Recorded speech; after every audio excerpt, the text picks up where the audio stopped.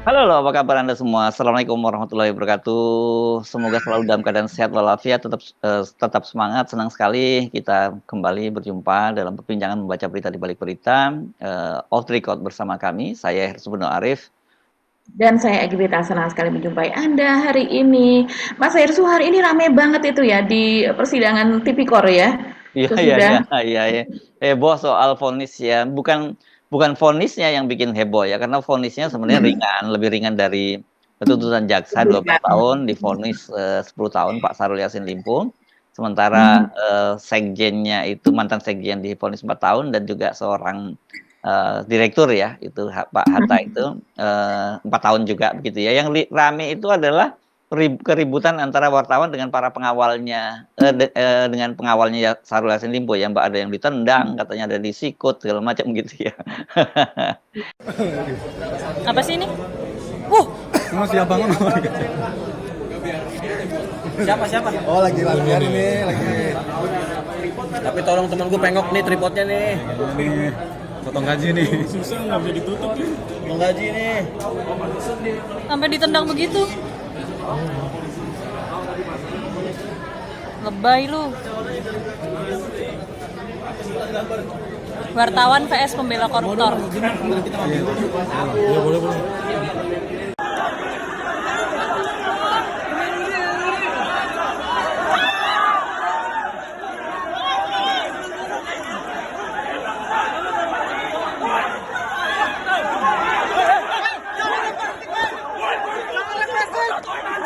Luar biasa. Luar biasa ya. Dan di luar itu saya kira sebenarnya ya itu peristiwa itu yang kita sebut sebagai one day story lah ya Mbak Agi ya, nggak akan ada kelanjutan kecuali kalau kemudian wartawannya melakukan penuntutan begitu ya. Oh.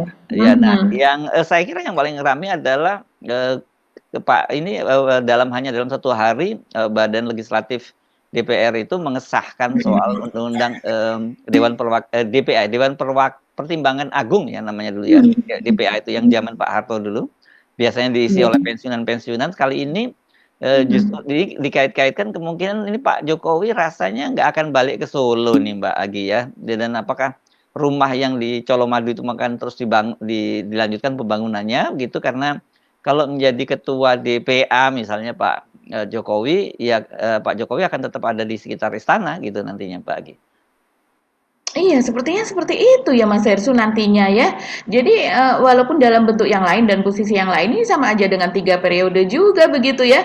Karena kalau kita melihat ini posisi dari Dewan Pertimbangan Agung ini, revisi ini merupakan revisi undang-undang tentang One Team Press begitu kan. Padahal undang-undang One Team Press ini adalah untuk menggantikan apa posisinya sebagai penasihat presiden, menggantikan Dewan Pertimbangan Agung di masa Orde Baru, dan ini adalah salah satu amanat reformasi begitu ya. Dan ternyata sekarang akan dihidupkan lagi Dewan Pertimbangan Agungnya, jadi seperti dulu, malah justru sekarang ini sepertinya lebih longgar lagi begitu, dan posisinya sejajar dengan presiden, ini menjadi lembaga tersendiri di pemerintahan atau di negara, menjadi lembaga negara yang sejajar dengan presiden, lembaga negara sejajar presiden gitu. Luar biasa loh ini Mas Hersu, Ya apa itu. saja kewenangannya nanti yang akan diberikan gitu. Ya, lembaga tinggi negara kan dia jadinya sama dengan DPR, sama dengan presiden begitu. Dan yang juga cukup menarik ini kan wacananya disebutkan bahwa ini akan sebenarnya mewadahi ide dari Pak Prabowo yang ingin membuat presidensial club gitu loh ya. Jadi tempat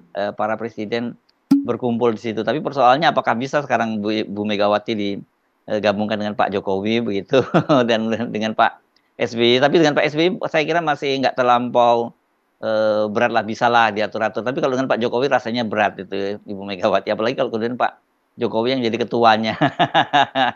Ini pasti nggak mungkin. Tapi tetap saja menarik itu, dan itu dikait-kaitkan dengan upaya tetap Pak Jokowi agar tetap berada di sekitar kekuasaan lah begitu ya, bisa mengendalikan kekuasaan. Cuman pertanyaannya gedungnya udah dibangun belum kemarin sama Pak Basuki, ada perencanaan nggak itu gedung DPA? Kelihatannya nggak ada deh Mbak ya. Atau memang nggak apa, memang nggak jadi kan rencananya pindah ke IKN, jadi nggak ada masalah itu. Gedung DPR kan dulu ada di nggak jauh dari Betul. sana ya, jalan di Merdeka Utara juga ya lokasinya Mbak Agi ya.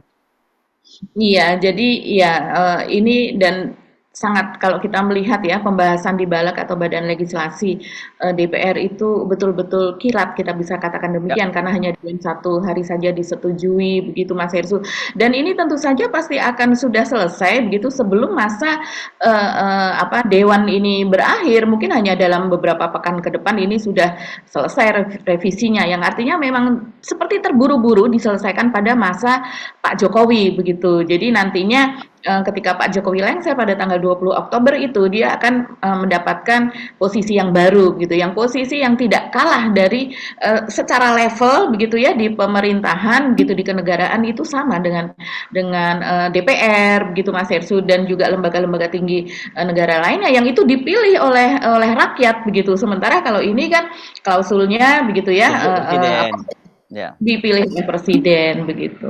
Tapi tentu saja kewenangannya terbatas mereka ini sebenarnya kalau dulu di masa lalu ya ini lembaga ini ada dan tiada lah gitu kan sifatnya penasihat penasihat presiden mau didengar presiden atau tidak ya itu urusannya presiden. Oke.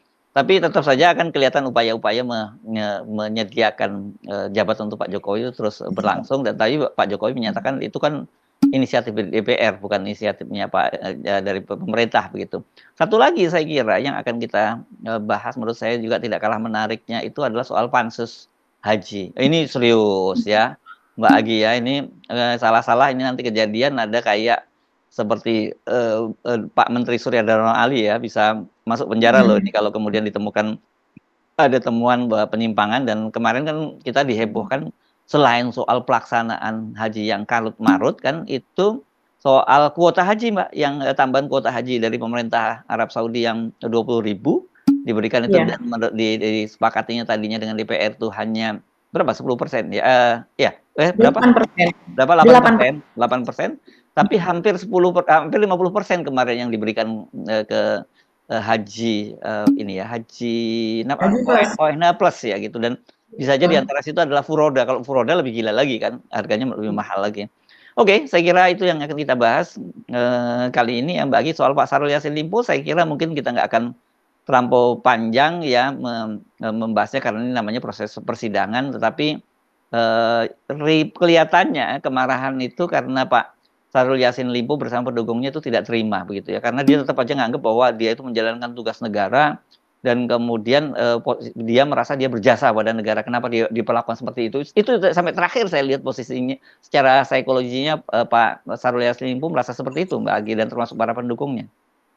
Iya, saya pun melihat sama Mas Hestu seperti itu karena pada saat-saat terakhir Pak Syahrul Yassin Limpo merasa dirinya sangat berjasa begitu ya. Dia juga menyebutkan bahwa saya memberi makan 200 sekian juta, 270 sekian juta rakyat Indonesia dan itu tanggung jawab yang saya nggak pernah merasa dikasih sama Pak Syahrul Yassin makan tuh. Saya ngacung, saya nggak pasti banyak ngacung, banyak nggak merasa. Ya kapan justru malah kita makan duit kita yang dikorup oleh dia kan gitu.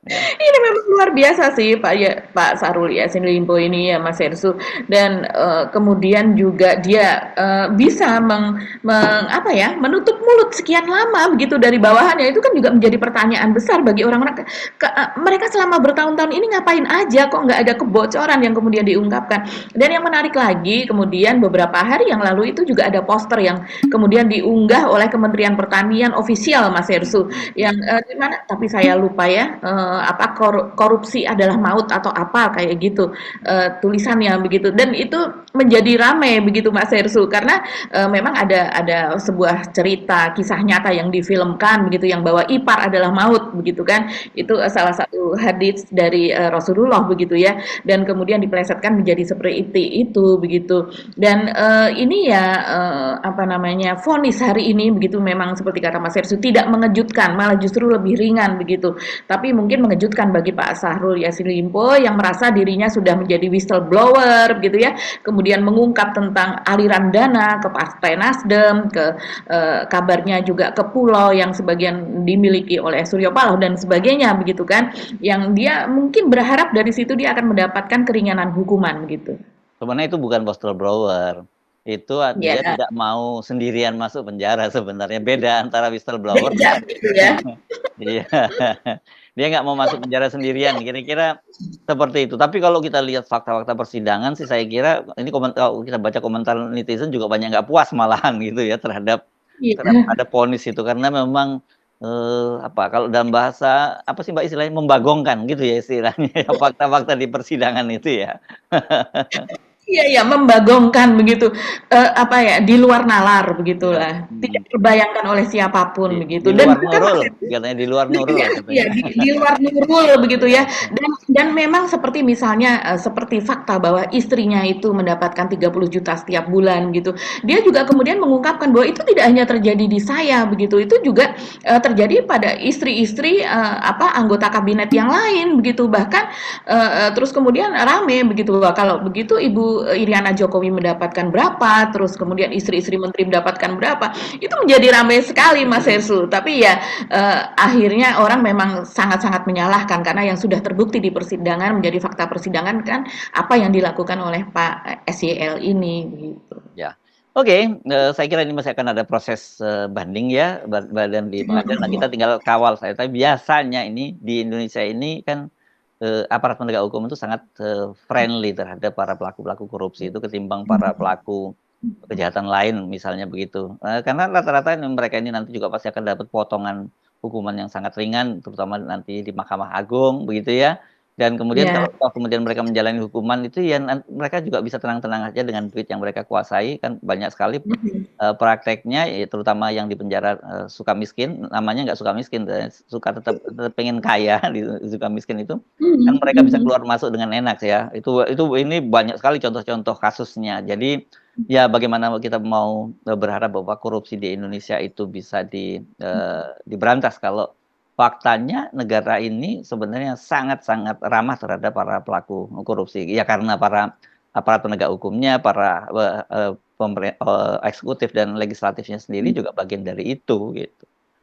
Iya iya Mas Ersu dan ini menjadi keprihatinan kita semua ya, di mana Mhm, masa terakhir dari, Pak Jokowi, terakhir-terakhir begitu banyak sekali masalah begitu, tidak hanya soal menteri, dari, kita tahu dari soal BTS dan kemudian juga soal ini juga, memang masih banyak sebetulnya kasus-kasus yang lain, tapi kemudian menguap begitu saja, yang sudah diperiksa sampai berjam-jam, 9 jam, 8 jam, apa dan iya, sebagainya, kemudian tidak tidak dilanjutkan, belum lagi ketua-ketua lembaga begitu ya Mas Hersu seperti KPK, seperti MK dan yang diberhentikan dengan tidak hormat gitu dari posisinya apalagi belakangan ini ketua KPU. Wah, pokoknya carut marut deh. ya. Kita speechless kalau Ya kalau kan sebenarnya udah ada kalau dalam agama ada hadisnya bahwa segala sesuatu yang diserahkan bukan pada ahlinya, ya seperti ini dan kita sebenarnya sudah memprediksi ketika Pak Jokowi dulu terpilih menjadi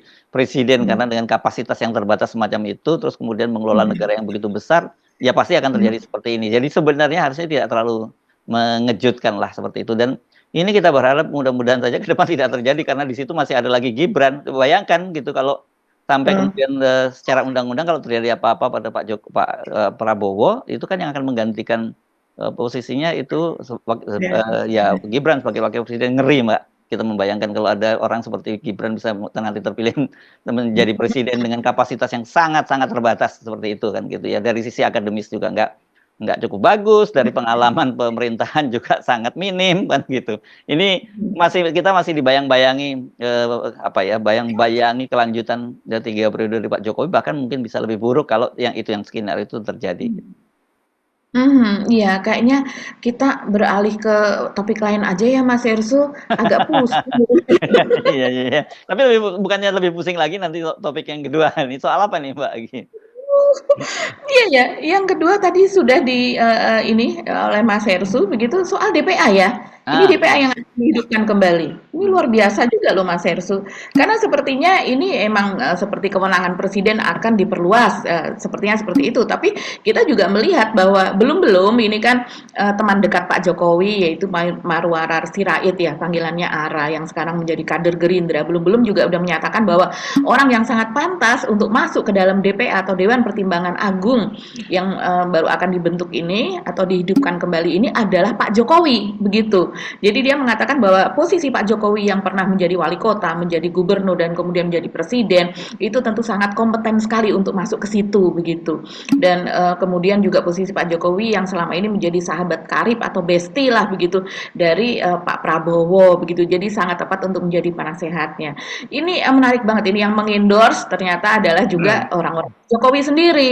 Justru dengan pernyataan-pernyataan seperti ini kita bisa tahu barangkali ada intensi Pak Jokowi di situ. Mengingat ini juga dibentuk pada saat pemerintahan Pak Jokowi masih berkuasa, begitu kan? Bukan dibentuk sesudah Pak Jokowi lengser, begitu Mas Hersu. Yang artinya nanti sepertinya akan ada kesinambungan, jadi tidak akan ada putusnya Pak Jokowi itu akan tetap berada di wilayah kekuasaan, begitu. Dan yang mengejutkan itu pembahasannya yang sangat cepat itu loh ya Mbak, di Badan Legislatif itu loh ya, saya kira ya kan.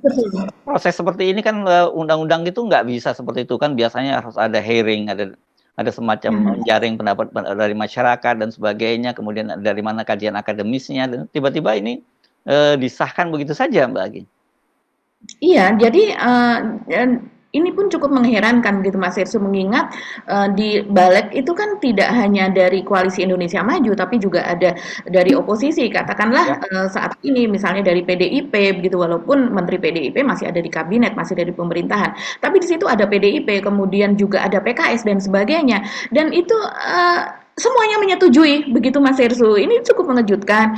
Dan kemudian ini kan masuk ke paripurna dan kemudian revisi ini masih dibicarakan. Jadi nanti ini pengesahan untuk dari balik pengesahan untuk dibawa ke paripurna, begitu ya. Dan sudah disahkan di paripurna juga bahwa ini akan dilakukan revisi. Yang menarik juga adalah karena selain soal ini nanti posisinya adalah satu level gitu dengan presiden, begitu ya. Jadi dari lembaga pemerintah. Jadi kalau One Team Press sebelumnya Dewan Pertimbangan Presiden itu ada di bawah presiden, begitu, yang artinya mungkin nomenklaturnya untuk anggarannya apa dan sebagainya itu kan ada masuk ke dalam lembaga kepresidenan, begitu. Dan ternyata ini sekarang menjadi lembaga tersendiri yang artinya lembaga memiliki negara ini.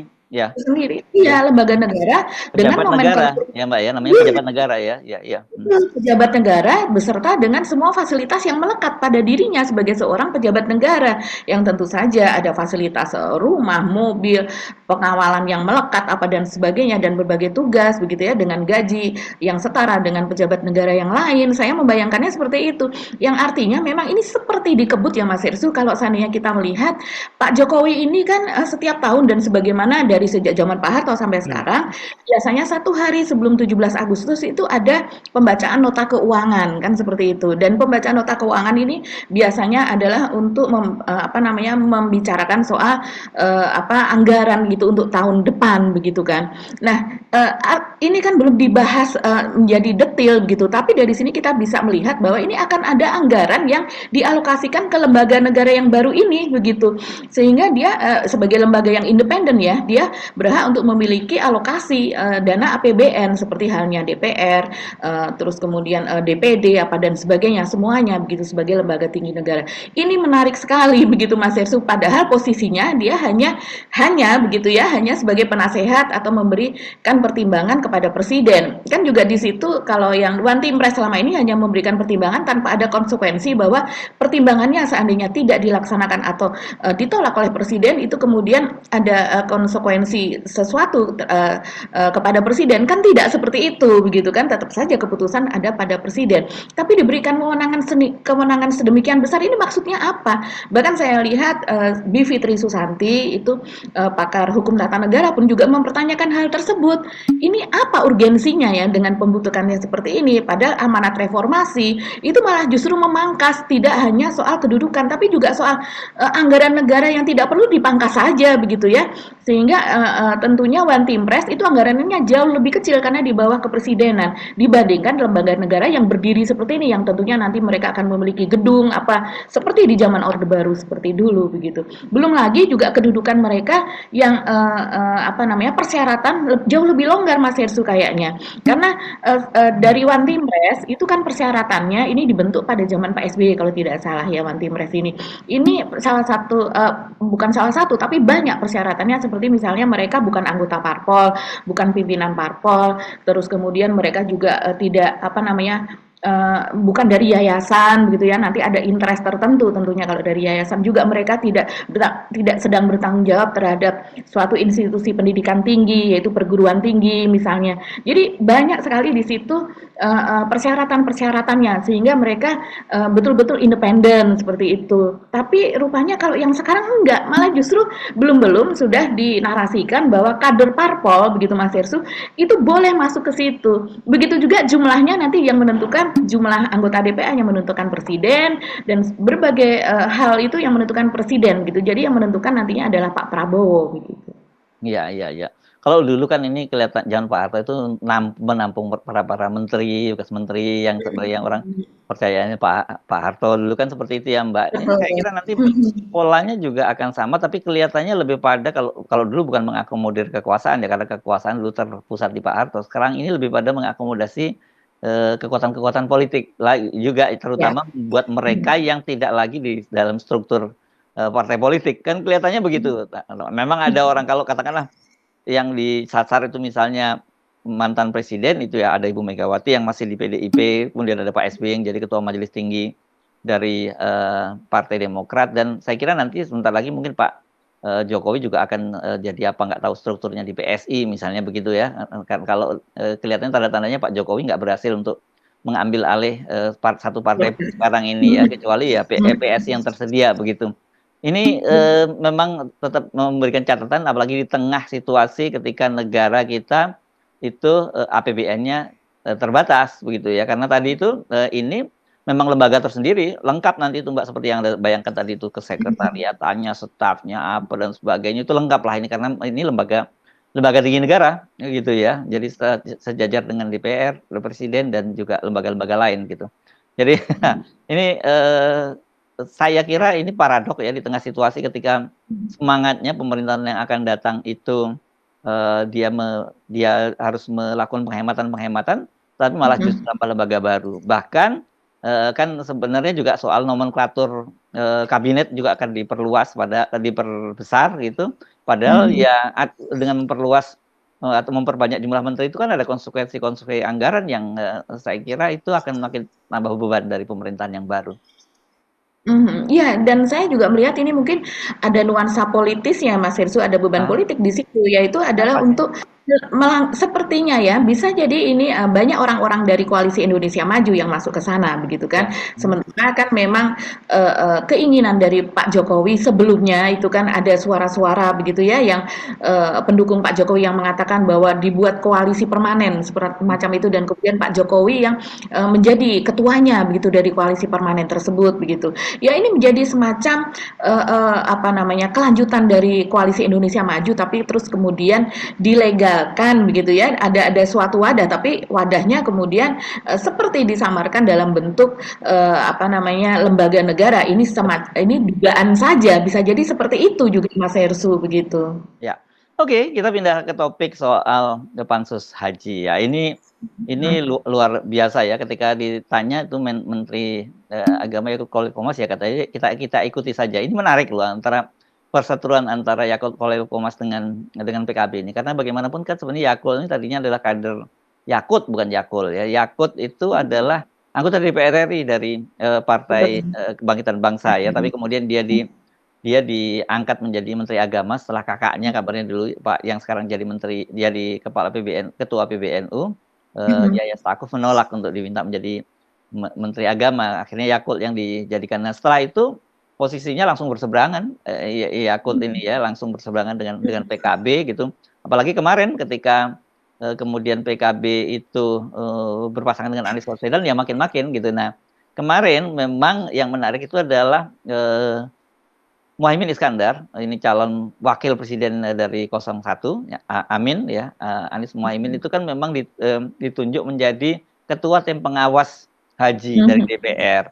Dan kali ini tahun ini memang banyak sekali ditemukan, bukan hanya karena dari temuan dari tim pengawas haji, tapi kalau kita lihat di media sosial dia muncul banyak sekali persoalan pada pelaksanaan haji ini gitu, terutama tapi yang saya kira mungkin nanti di luar pelaksanaan yang carut marut di di Tanah Suci yang sekarang pasti akan disasar yang utama adalah soal tadi yang kita sudah bahas, tambahan kuota tambahan, ada 20.000 tambahan kuota haji tadi yang harusnya hanya kecil saja, jumlahnya 1.600 saja yang diberikan kepada ONH Plus, tapi sekarang justru hampir 50% ya. Berapa Mbak? Lagi 8.400 atau 8.600 kemarin diberikan. Betul. Jadi, berdasarkan Undang-Undang tentang Penyelenggaraan Haji dan Umroh Nomor 9 Tahun 2019, itu, berisinya aturannya juga memang sangat jelas Mas Hersu, bahwa untuk ONH Plus begitu atau, haji yang mahal begitu ya biayanya, itu hanya 8% dari keseluruhan kuota haji, begitu. Nah, kemudian ketika pada tahun 2023 yang lalu gitu, Pangeran MBS gitu, ini adalah Perdana Menteri Arab Saudi begitu yang memberikan tambahan kuota haji kepada pemerintah kita sebanyak 20.000 kursi begitu, itu tentunya juga harusnya merujuk ke situ. Karena serta-merta setelah diberikannya kuota tersebut kan kita ingat ada rapat begitu ya antara Kementerian Agama dengan DPR, dan kemudian sudah disepakati bahwa kuota tambahan 20.000 kursi tersebut akan tetap dilaksanakan seperti apa yang ada di undang-undang, yaitu 8% itu diperuntukkan untuk haji plus, sementara yang selebihnya yaitu 92% untuk reguler. Dan ini memang mengingat ketika itu anggota-anggota DPR mengatakan ini harus diberikan terutama untuk para lansia yang sudah lansia haji reguler begitu ya, yang sudah lama menunggu Mas Hersu sampai belasan tahun dan sebagainya.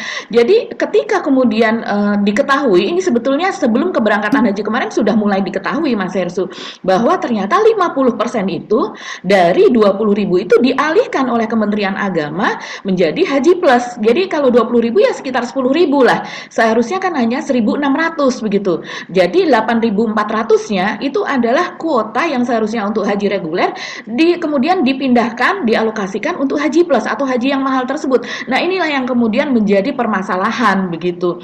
Karena itu menyalahi kesepakatan dan menyalahi undang-undang. Jadi ada yang mengatakan itu sebagai perampokan, ada yang mengatakan seperti itu, perampokan hak dari para calon haji reguler yang dilakukan oleh institusi resmi. Ini kan dalam hal ini keputusannya ada di Kementerian Agama begitu. Ini menjadi sangat-sangat ramai, apalagi kemudian penyelenggaraan haji pada tahun ini banyak sekali carut marutnya seperti dikatakan Mas Hersu, seperti soal overload dari tenda-tenda haji yang seperti misalnya saya pernah baca itu hanya seharusnya berisi 80 jamaah begitu, kemudian terisi 120 jamaah. Belum lagi mengantri toilet seperti itu sampai berjam-jam. Belum lagi masalah Garuda ya Mas Hersu yang paling parah. Penerbangannya ada yang sempat tertunda sampai 28 jam, begitu juga Garuda yang harus kembali lagi ke bandara pada penerbangan 450 jamaah kalau tidak salah itu yang ada di Makassar, dari Makassar Sulawesi Selatan baru saja take off kemudian kembali lagi karena mesinnya terbakar karena ternyata pesawatnya tua. Dan penundaan oleh Garuda, keterlambatan ini tidak hanya sekali dua kali begitu, jadi banyak sekali. Belum lagi haji yang jamaah haji yang kena keracunan begitu, makanan basi, terus kemudian juga sempat tidak layak ya, makanan yang tidak layak ya. Betul, jadi seperti misalnya kalau tidak salah kuota begitu untuk satu makan siang misalnya itu sekitar 15 real begitu ya, dengan kurs yang sekitar 4.000 lebih begitu, mungkin sekitar 65.000 begitu, tapi ternyata setelah dihitung makanannya itu hanya 80% katanya adalah berbentuk karbohidrat. Jadi seperti nasi, kemudian sepotong ikan tanpa ada lauk pauk lainnya dan juga tidak ada sayur. Dan ketika dihitung begitu kira-kira hanya sekitar 30 sampai 35.000. Jadi hanya sekitar 50%-nya saja yang dibelanjakan. Ini kan carut marut semacam ini Mas Hersu yang kemudian mendorong dari DPR itu kemudian membentuk pansus ini. Dan pansus ini yaitu tadi seperti kata Mas Hersu, ketua tim pengawasnya bukan kebetulan ya, memang tahun ini adalah Caimin gitu, Muhammad Iskandar, yang kita tahu sejak Pilpres kemarin pun situasinya sudah panas begitu dengan Yakut Khalil Qomas, yaitu Menteri Agama gitu. Ya, sebenarnya bukan hanya dengan Yakul ya, dengan PBNU juga sejak awal ya. Betul ya. Begitu ya. Ya ini serius ya Mbak Gi, karena tadi ya kalau kita sebutkan kan antrian tuh seingat saya kalau nggak salah untuk wilayah Sulawesi Selatan tuh sampai sekitar 42 tahunan ya sekarang ini ya, yang paling lama ya. Dan kalau kemudian itu diambil alih oleh ONH Plus, kita tahu ini ONH Plus ini kan tiketnya mahal banget gitu, dan apalagi kalau dia haji furodah gitu sampai ratusan juta kan Mbak Agi, dan ini kemudian menimbulkan curigaan, ada apa gitu Kementerian Agama itu mengalihkan itu ke ONH Plus dengan jumlah yang sangat banyak. Apakah kemudian ada semacam cashback atau ada yang diterima di situ? Itu kan yang saya kira harus ditelusuri oleh pansus haji, dan kemudian kalau ada temuan hukum ya harus dilanjuti oleh para penegak hukum. Dalam hal ini saya kira kalau Kementerian Agama ya KPK yang harus turun tangan gitu ya Mbak Agi. Dan ini dampaknya bukan hanya korupsinya tapi dampaknya pada publik. Dan jangan lupa kasus ini juga pernah terjadi pada Menteri Agama sebelumnya yang tadi kita singgung ya. Ada 2 orang seenggaknya Menteri Agama yang pernah masuk bui, satu Pak Surya Dharma Ali, ini kaitannya juga dengan kuota haji juga ya Mbak Agi, dan satu lagi adalah Pak Said Agil Munawar ya. Ya. Ya. Iya ya, yang terjadi saat ini Mas Hersu itu memang kecurigaannya ke situ ya. Kalau kita lihat pernyataan dari tim pengawas haji dari fraksi PKB, DPR begitu, Lulu Nur Hamidah, dia juga mengatakan demikian Mas Hersu. Jadi ini kan menggandeng KPK juga, tim pansus haji ini menggandeng KPK untuk menyelidiki berbagai transaksi keuangannya begitu. Jadi untuk melihat struktur keuangannya. Begitu juga pihak-pihak yang akan diperiksa dan diselidiki, kabarnya itu adalah Biro Perjalanan Haji dan Umroh, kemudian pihak yang menunjuk biro-biro perjalanan haji dan umroh tersebut, dan kemudian pihak yang memberikan atau mengalihkan kuota tersebut dalam hal ini adalah Kementerian Agama, dan penanggung jawabnya adalah Menteri Agama begitu. Jadi memang ada nuansa korupsi begitu, dan juga mungkin gratifikasi atau suap begitu Mas Hersu, karena dari tim pansus ini begitu, ketika ini kemudian disahkan begitu Mas Hersu untuk membentuk pansus ini, ada 35 yang menandatangani begitu, dan lebih dari 2 fraksi dari Komisi 8, yang artinya cukup banyak ini dari persyaratannya begitu Mas Hersu. Sudah ada 35 yang menandatangani, dan mereka juga memiliki bukti-bukti, memiliki indikasi bahwa terjadi semacam penyuapan begitu dari para biro penyelenggara haji dan umroh tersebut supaya mereka mendapatkan kuota tersebut begitu. Ini memalukan ya Mas Hersu. Padahal dari pihak dan mengerikan. Ini tamu Allah ya, dipakai main-main gitu. Padahal dari pihak Arab Saudi tentunya memberikan tambahan kuota tersebut kan dengan berbagai pertimbangan, mengingat bagaimana di Indonesia sangat banyak sekali calon jemaah haji yang sudah mendaftar, banyak sekali yang sudah lansia, sehingga mereka juga menginginkan agar itu cepat begitu ya, cepat terlaksana, tapi ternyata malah tidak amanah seperti ini. Ya, saya kira ini mesti didorong terus ya pansus haji ini, dan kalau bisa langsung segera bekerja, dan kita pengen tahu ini seperti apa yang terjadi. Tapi kasat mata kelihatan ya Mbak Agi ya, dari kuota yang diberikan begitu banyak kepada ONH Plus itu udah nggak masuk akal sebenarnya, dari situ saja sudah gampang. Oke, Mbak Agi ya. Iya. Kita sudah bahas semua ya yang kita topik-topik yang tadi kita tawarkan kepada para viewer kita ya. Iya. Tambahan lagi sedikit Mas Hersu. Dari yang tadi Mas Hersu sebutkan, yaitu Menteri Agama yang lalu Surya Dharma Ali, itu ada 35 kursi ketika itu ya, pada saat dia diputuskan. Dan kemudian dia itu dibui untuk vonis 6 tahun kalau tidak salah. Cuma 35 kursi lah ya. Ini 8.400 kursi ini Mas Hersu. Luar biasa. Teman pamit, saya Rizbun Arif. Dan saya Egbeta, terima kasih atas perhatian Anda. Tetap salam 0%. Wassalamualaikum warahmatullahi wabarakatuh. Waalaikumsalam warahmatullahi wabarakatuh.